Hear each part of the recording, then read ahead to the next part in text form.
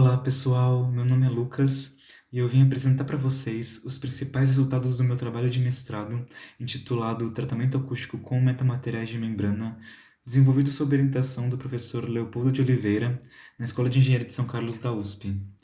Esse trabalho faz parte do projeto temático da FAPESP em Vibro e até o momento rendeu 3 publicações em congresso que estão aqui citadas.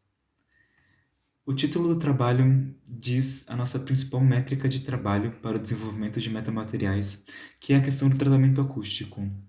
Tratamento acústico é basicamente a função que determinado material assume quando uma parcela de som é incidente nesse material. Então, se a gente tem uma partição arbitrária e um determinado som incidindo nessa partição, parte desse som sempre será refletido, parte absorvido e parte será transmitido através da parede arbitrária. A gente se preocupou principalmente com essa parcela transmitida do som para justamente tratar da questão do ruído que aflige tanto a nossa saúde como ser humano. A lei da massa nos diz que materiais tradicionais têm a sua perda de transmissão sonora, ou seja, a quantidade de som que é barrado através da partição, proporcional à densidade superficial e à frequência. Traduzindo, isso quer dizer que materiais tradicionais são muito ruins para frequências baixas em termos de transmissão sonora, ou seja, eles deixam passar muito som. Dado que a gente possui uma série de fontes sonoras no nosso dia a dia que atuam nessa região de baixa frequência, desde fontes automotivas a máquinas, isso é uma deficiência muito grande em termos de tratamento acústico, e é onde metamateriais surgem como uma possível solução para esse problema. No caso desse trabalho, tratou-se principalmente de metamateriais de membrana, ou seja, metamateriais que são tipos de estruturas que usam células que em conjunto possuem uma determinada função que é melhorada e não observada em materiais tradicionais. E no nosso caso, a célula é composta de uma membrana elástica, de um frame que suporta essa célula e aplica condições de contorno, e uma massa centralizada para ajuste de frequência de ressonância. Todo esse conjunto a gente chama de Decorated Membrane Resonator, ou ressonador de membrana decorado em português. E ele funciona basicamente através de 2 modos de vibrar, que vão atuar mais nas regiões de baixa frequência. O primeiro modo é um modo dominado pela massa, no qual essa membrana vai funcionar como um pistão, e a massa vai e vem em deslocamentos maiores. E um segundo modo, no qual a massa permanece estática, mas toda a dinâmica é dominada basicamente pela membrana e pelas propriedades elásticas dela. Traduzindo isso num perfil de transmissibilidade acústica na frequência, isso quer dizer que nas ressonâncias, como a gente pode observar aqui,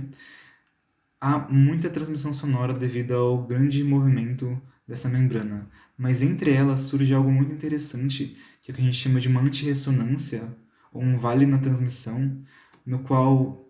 devido à hibridização entre esses 2 modos, muito som é barrado entre um lado e o outro da membrana,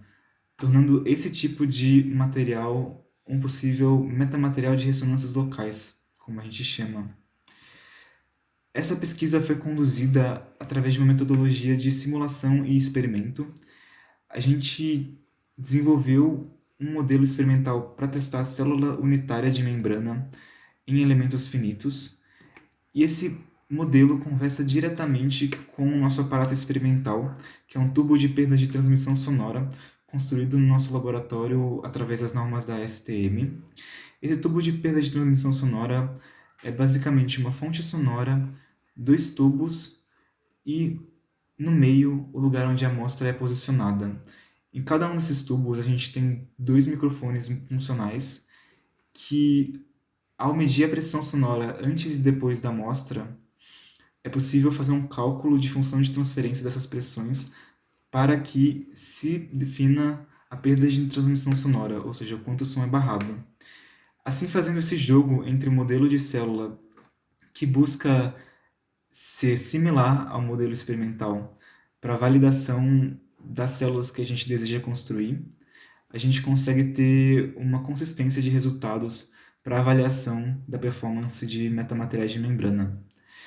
Passando para um segundo estágio, a gente, após validação de uma determinada célula, conseguia avaliar ela também no ambiente de simulação, como ela funcionaria em termos de múltiplas células, né? No caso, a gente está utilizando condições de contorno nesse modelo, nas quais permite a gente avaliar isso com a forma de um painel periódico infinito e o que aconteceria com o som se ele incidisse e tivéssemos múltiplos painéis. Aqui a gente tem a primeira célula de metamaterial de membrana que foi proposta no artigo de 2008, a célula mais clássica, que é a ressonador decorado de membrana. A gente construiu uma amostra experimental e construímos o modelo dela em elementos finitos, e aqui a gente pode observar os resultados para ela, das curvas amarelas e roxas, que existe aqueles modos que eu falei para vocês anteriormente, né? O primeiro modo de massa e o modo de membrana, aqui em frente, na qual a perda de transmissão sonora é muito baixa, ou seja, muito som é passado, e no meio surge o pico de perda de transmissão sonora, no qual muito som é barrado, que é a região de interesse nossa. Nesse resultado, a gente consegue observar que houve uma boa consistência entre modelo e experimento, então isso validaria toda a nossa metodologia de projeto. Validado a metodologia através da célula básica, a gente partiu para tentar estipular novos conceitos que ainda não foram explorados pela literatura, que buscassem aumentar a faixa de frequência útil desse metamaterial de membrana tradicional, né? Ele tem um primeiro vale, como eu falei para vocês, relacionado a um modo de massa, né? Que ele funciona como um pistão, e a gente buscou tentar minimizar esse vale através de introdução de outros elementos que pudessem alterar a dinâmica da célula. Então, primeiro a gente testou um ressonador de Helmholtz, tunou ele para a frequência do vale, para que a onda sonora incidente seja absorvida através do ressonador, né? E a gente observou na simulação que isso era um potencial bem grande, né? Que a gente tem o vale observado anteriormente, e com o ressonador esse vale dá uma barrigada aqui, aumentando a perda de transmissão sonora nessa faixa de frequência. Um segundo conceito que a gente também testou foi utilizar discos piezoelétricos em shunt, e esse shunt tunado para a região do vale, novamente, da dinâmica do metamaterial de membrana, de perda de transmissão sonora, e tunado esse shunt para que a energia da membrana de movimento seja absorvida através do shunt, a gente notou um ganho significativo de perda de transmissão sonora nessa frequência específica. Partindo para um estudo de múltiplas camadas, a gente extrapolou o modelo do ressonador de membrana decorado, e a gente observa que, por exemplo, nesse caso,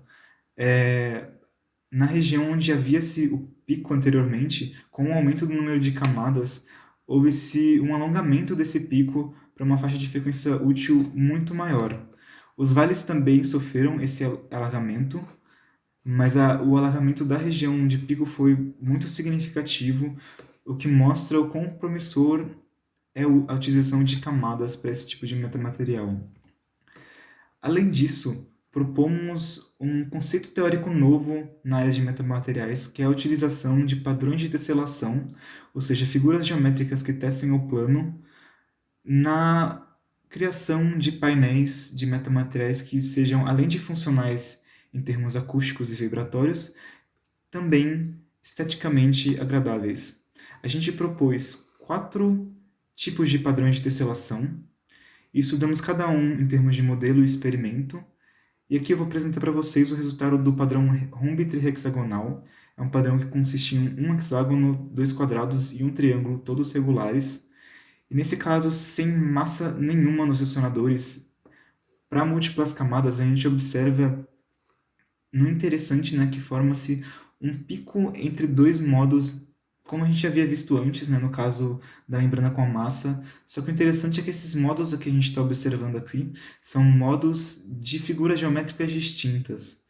E com o aumento do número de camadas, esses picos e vales eles sofrem também um alargamento, como a gente viu. Logo, forma-se no final uma resposta basicamente de um filtro passa-banda acústico, o que é bem interessante porque esses vales e o pico, né, são tunáveis de acordo com as propriedades do material, como a tensão da membrana ou a própria propriedade elástica da membrana, e com isso é possível atenuar ruídos em determinadas frequências em uma banda relativamente larga que podem ser escolhidas no projeto. Por fim, no caso da membrana com discos piezoelétricos, também testou-se o caso de múltiplas camadas, né? Fez-se um modelo bidimensional por simplificação do modelo, e no caso da membrana com discos em shunt, observou-se um resultado parecido com o anterior do padrão de tesselação, só que mais largo, né, devido ao shunt e às frequências de ressonância dessa membrana com os discos piezoelétricos, né? Então, novamente, com o aumento do número de camadas, a gente observa um alargamento da banda, o que é bem útil para conseguir atenuar ruído em estímulos de banda larga. Eu gostaria de agradecer à FAPESP e ao CNPq pelo apoio ao projeto e espero que essa apresentação tenha sido clara para vocês e que instigue a curiosidade de vocês para buscar mais sobre metamateriais, que é um campo muito crescente no mundo da ciência e que promete bons resultados para a tecnologia do futuro.